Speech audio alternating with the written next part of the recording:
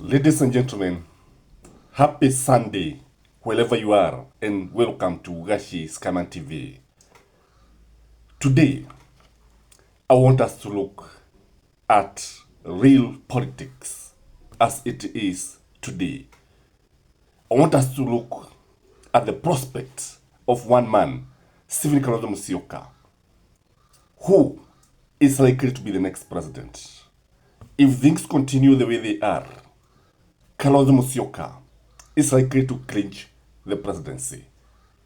Kalonzo Musyoka is likely to team up with Rigathi Gachagua, Uhuru Muigai Kenyatta, Natembeya, Wamalwa, and don't even rule out the whole of Jubilee, led by Jeremiah Kioni, and so many defectors who are going to defect from Raila Ruto coalition.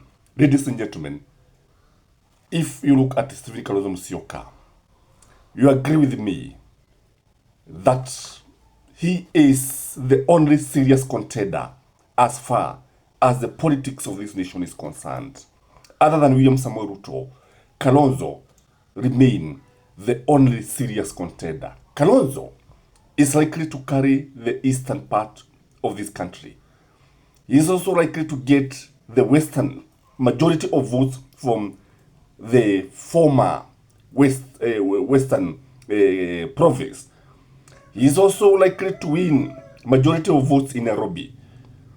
Nairobi majority voters comes from Mount Kenya and others from the western, others from Nyanza, and a good number are from the Kaba community. If you look at the mathematics here, you agree with me that he's likely to carry Nairobi. When you look at Stephen Kalonzo Musyoka, Kalonzo Musyoka is even preparing to be the president of this country.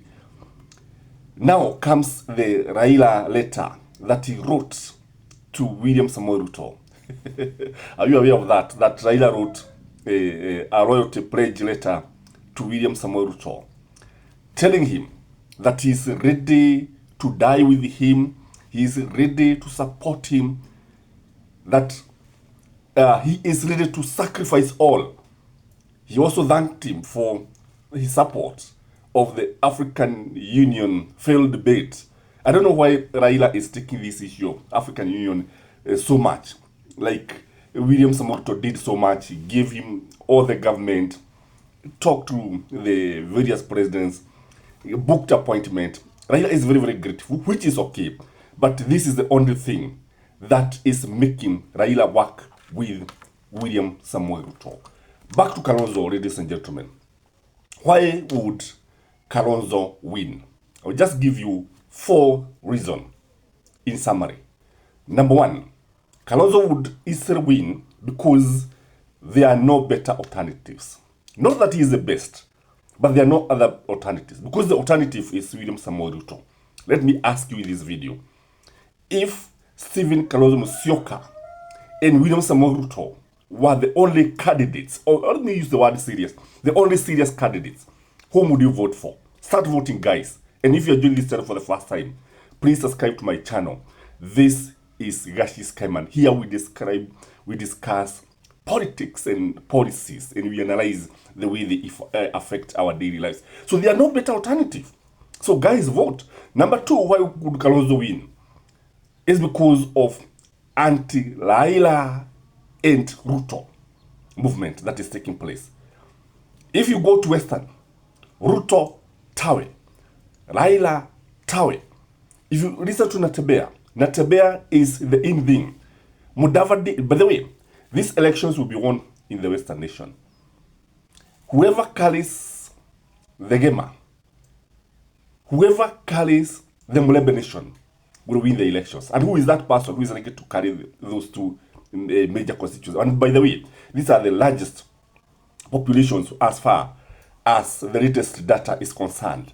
So if you look at Mudavadi has lost it, if you look at Tagula has lost it, William Samoei Ruto has lost it, Raila has lost the Western nation, and that is why Kalonzo will easily win. Number 2 is because of the protest vote that is likely to come. people will vote in protest. They will protest against poor governance. They will protest against William Samoei Ruto. They will protest against Raila Amolo Odinga. They will protest against Gen Zs. They will protest against anything that is coming from this government. Failed promises, name it, and including the impeachment of Rigathi Gachagua. So this protest vote, do you think it is going to help William Samoei Ruto in any way? Do you think it's going to help Raila Amolo Odinga? The beneficiary here is Stephen Kalonzo Musyoka. Again, Kalonzo has stood with Raila, I think, 3 times. And now Raila is betraying him. What do you expect from the voters? Sympathy. Because the reason is betrayal. Raila has betrayed the nation. Raila has betrayed the Gen Z. Raila has betrayed Kalonzo. Raila has betrayed everyone, including their very close allies. In fact, if you ask very close allies of Raila Amolo Odinga, they believe that that was the wrong move. So the fact that Kalonzo has stood with Raila 3 times and Raila cannot support him even one time, expect what? Sympathy. And once Kenya starts sympathizing with you, by the way, that is how William Samoei Ruto won the elections. Because you see, Uhuru Muigai Kenyatta had promised William that he was going to support him. Uhuru Muigai Kenyatta looked like he was punishing William. But today, Kenyans realize that it is William who was not working. Now, let's look at the outcome of Kalonzo's presidency. Now, we assume that Kalonzo is now the president. What will happen? I tell you, number one, there will be no much change. There will be no much change. There will be change, but there will be minimal. Don't expect so much change. Don't, especially what I would call drastic changes. Drastic changes are the ones that you are seeing in America. That now, illegal migrants are being taken back to their countries. The USAID is being closed. Anything that does not benefit American is what Trump is doing, and he's canceling any deal, and he's not even supporting NATO. He's not even supporting United Nations. He's not supporting World Health Organization. Don't expect these kind of moves. And by the way, the Trump administration has 4 youngsters in their 20s who are making very bold move. Very bold move. And if you are doubting the energy and the brilliance of these youngsters, you better remember that the guys who went to the moon, I think they were in their 20s. Look at Akina Tom Mboya, Akina Kibaki. These guys who are in the first cabinet, Akina Matiba. Very intelligent guys. So don't expect these kind of changes. Don't expect these kind of people in Kalonzo's government. Number 2 is that government workers are likely to celebrate. Kalonzo will do one thing.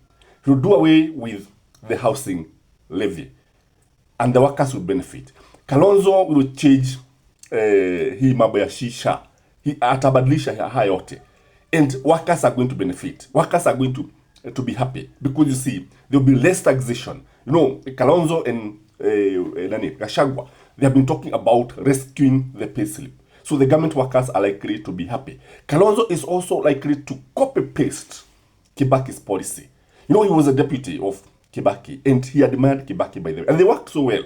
They worked in harmony. So that is the kind of thing that you expect even in his government, where people work in cohesion, where there is respect, and don't expect so much drama like we saw in William Samoei Ruto. When William Samoei Ruto came, the first thing, executive orders, were they 8 or the 12 Supreme Court judges, what, housing levy, and then Hustlers Fund that did not work. Don't expect those kind of things that will not work. He is likely to be very, very precise and very, very deliberate, like Mwai Kibaki. But don't expect him to come like the way Kibaki did and said within 1 month you have free education. Don't expect this kind of thing. Number thing is that on international relations, Kalonzo is excellent. Kalonzo is good. He is likely to exhort the nation. He is likely to bring the nation in very good relations with other communities. He's a diplomat, by the way. And when you look at Kalonzo,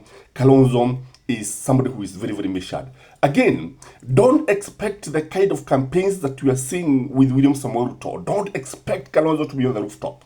Expect a Kibaki person. He's more of a Kibaki person. on that, on economic front, I don't think he can bring the changes that were brought by Mwai Kibaki. The changes have said to be likely to be minimal. But the campaign, which is very good, by the way. This man is likely to spend a lot of time in Harambee House, a lot of time at State House, a lot of time meeting delegates, and because he is a very good student of Mwai Kibaki, don't expect him on the roof of vehicles every day. Maybe the only time he is likely to campaign, it is 2032. Again, Kalonzo, when you look at Kalonzo, he's likely to bring a better cabinet. Not like this of William Samoei Ruto. Like, William Samoei Ruto failed wakati alianza na cabinet. The way a person begins tells you that this person is going to succeed, this person is going to fail. If you look at William Samoei Ruto, he is changing the cabinet every day. Leo ni huyu. You cannot even tell what is happening. If you look at Mwai Kibaki and Jomo Kenyatta, and even Uhuru Muigai Kenyatta, they took a lot of time to make changes in their cabinet. Because you see, according to them, they were not just picking anybody. How would you change Matiang'i, for example? How do you have changed Matiba? How do you have changed people like Tom Mboya? And how would you have changed people like Makoha, who are actually working very well for this nation? But if you look at William Samoei Ruto, we don't have that kind of leaders who inspire. So Kalonzo is likely to have a better cabinet compared to the current leadership. The worst thing about Kalonzo, because he's not a very good politician, he's likely to be a one-term president. Remember Kibaki in 2007, after doing so well economically, Kenyans were not bothered by this. He did it. Politically, he was not very good, but economically, he was excellent. And that is what matters. So that is why in 2007 election, that is why Raila won the election. That is why Kibaki was thrown at night. That is why we had post-election violence. So if Kalonzo is not careful, he's likely to be a one-term president. Guys, that is my take. I wanted to provoke your thought. Maybe you give what you think. But if you ask me, there's no need of even talking about Matiang'i, who is not there. Let us talk about guys who are actually serious. Let's talk about people who have declared the intention. Because you see, you cannot have somebody who is being forced. Kwa sababu kama nilivyosema jana, hatuwezi tukawa tuwagojea kila wakati, kwa sababu goja nayo sinaumiza matumbo jameni. Have a blessed Sunday and bye bye.